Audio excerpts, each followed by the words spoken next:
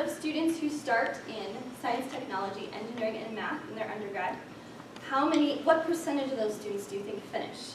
If you think it is greater than 50%, raise your hand. Less than 50%? Less than 20? The rate currently is actually 10%. 10% of students who currently start in the STEM field graduate in that field, and the numbers for career choice in STEM are even more dismal, especially for women and underrepresented minorities. So this is a problem that's important to understand. Of course, we need to address that problem, but first I think we need to understand it a little bit better. One of the things we can look at in an attempt to understand is a student's motivations.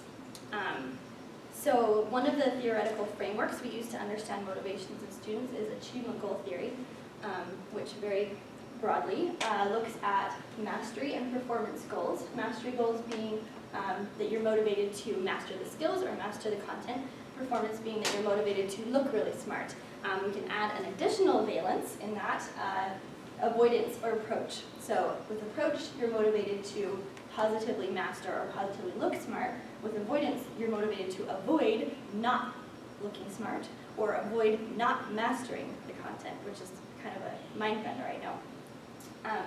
So this is the theoretical framework we can use. Now we do know a lot about how individual goals correlate with outcomes like career choice and achievement, but what we don't know a lot about yet is how combinations of these goals work out with our outcomes. So something interesting that I want to look at is achievement goal profiles using profile analysis. So when you look at an actual student, usually they're not just going to have one of these goals at a time. They can have multiple combinations of these goals. For example, performance approach and performance avoidance goals, they usually go together. So we need to figure out what's more adaptive. And this actually addresses a current debate in the field that's been ongoing for actually decades, which is mastery approach better? Is performance approach better? Or do we need some of both to actually have the best outcomes?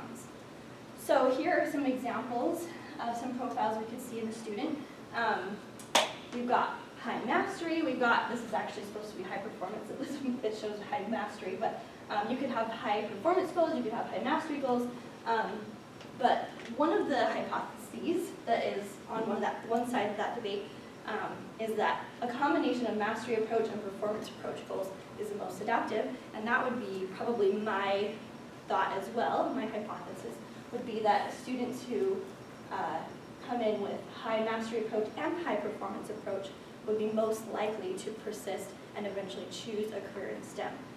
So that's using profile analysis, I hope to gain more insight into the relationships between the profiles and the outcomes. Thank you.